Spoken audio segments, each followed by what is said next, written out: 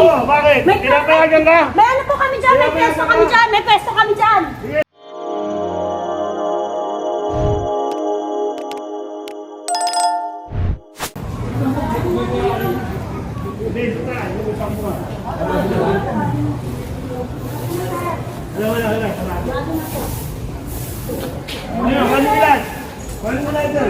Videoan mo nga, videoan mo, dito nakatago. Sir, Kano nyo? sir, Kano nyo? Sakit lang po, ano? Kano mo? Magkulang yan. Kano nyo? Video ko din kayo, O, sige, video mo. Videoan mo to, ha. Ang galing na. O, ikaw magaling. Nasa loob na yan Oo, bakit? Pinapayagan ka? May ano po kami dyan, may pesto kami dyan, may pesto kami dyan. Sige, sige. Masyado kayong ano. Masyado kayong ansarta. Sir, ano sir?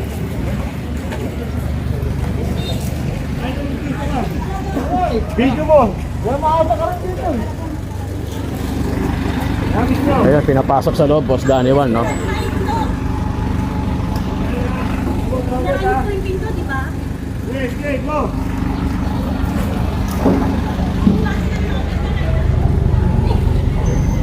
Tinatakbo kasi sa loob ng market. Alam naman natin na yung iba talagang ipapasok lang sa loob. So naghahanap sila na matatakbuhan.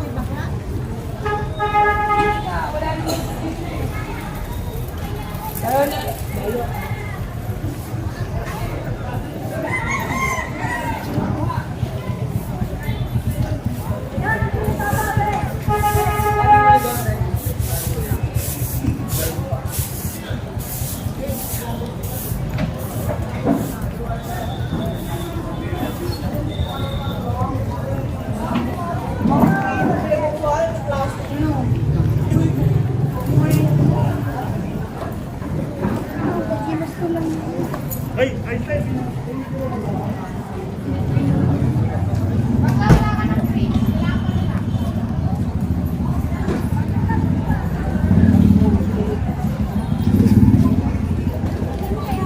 Ito yung sa kabilang entrapment. Sila Boss D. Nakuha mo to. Tinakbuhan ko nete. Yun na. Ito yung tumakbo. Tinakbuhan ako nete. Ito yun. Hindi pa naman pinapababa. Ito yung tumakbo si Kuya. Yan ba yan, son? Yan yung son? Ha? Hindi yan? Boss D, hindi raw yun eh. Ay ano eh. Hindi daw yan eh. Iba pa eh. Yan ba yun? Ito yung tumakbo kanina.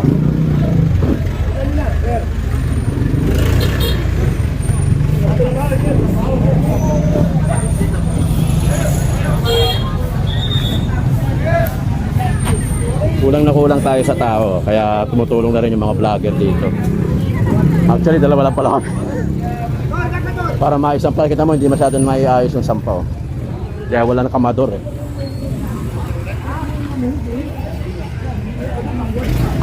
Tinakbo ba rito?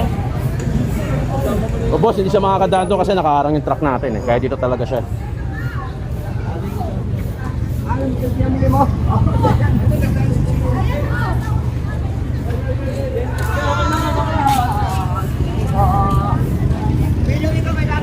Ayusin niyo na. Binili ko, iniwan ko doon. Tama. Saan kasama? Nay. Doon yan. Sinasabi ko kasama. Doon yan. Pinasok sa market yan. Ngayon, drive ito yan. Ano pwede magbaba niya? Akyat Ray, akyat. Hindi yun o, yangat yun eh. Yangat yung karito na yun.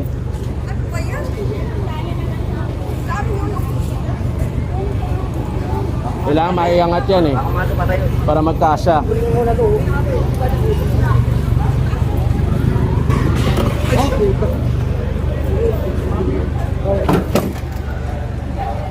Ang daming tao. Lahat ng mga goods na nakakuha, yung mga saging, mga gulay, do-donate daw sa DSWD.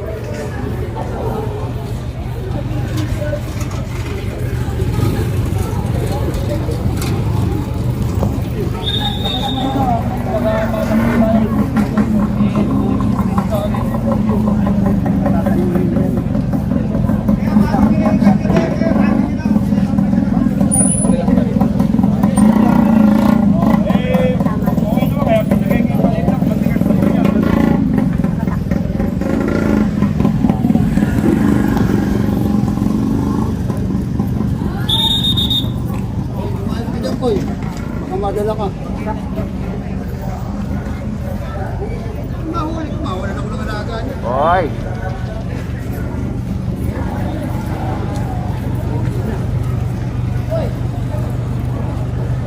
Daming tao.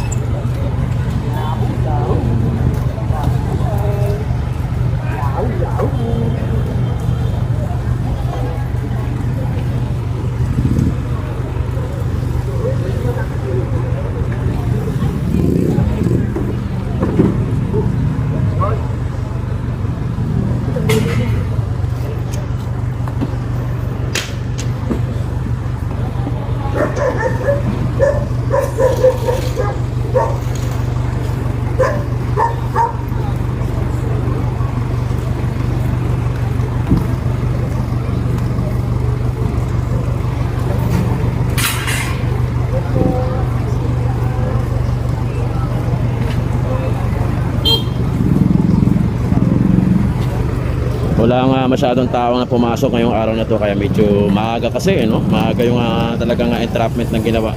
So yung isang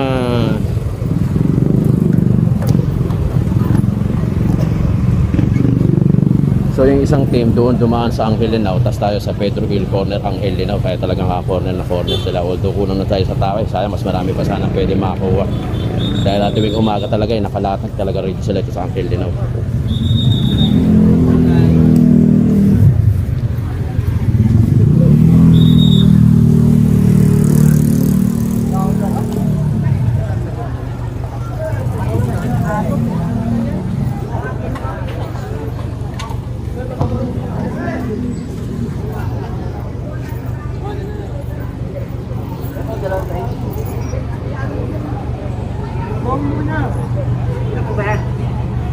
Wala ma.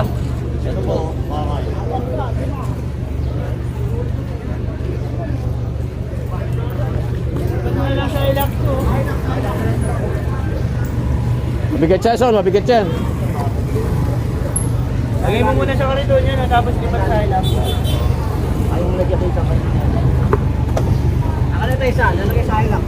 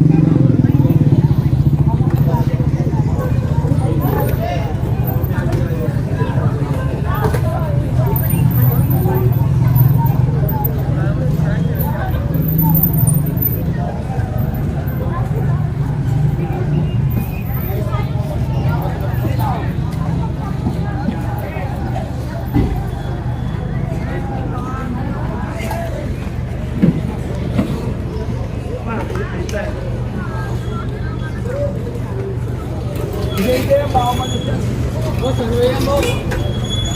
One way po.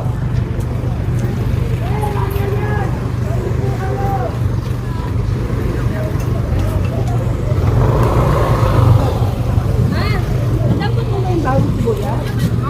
Dapat mo ba?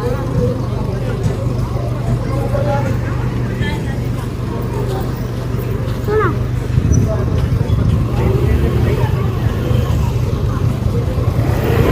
Dami rin palang nakakarga, no? Meron na mga bumubulong kasi sa likod natin na hindi nyo ba alam, 5-6 ang puhunan niyan, no? Eh, alam naman yan karamihan ng mga hawkers, no? May problema lang kasi, bawal naman talaga kasi. Guri mo, nakapwesto sila sa pangketa na dapat para sa tao, yung lakaran na yun. Eto, mukhang sasakyan na lang ni Eric. Etong nagtitinda na saging na tricycle, yung sasakay na nga si Eric. At balik tayo sa office. Tali. Sakto. Dali.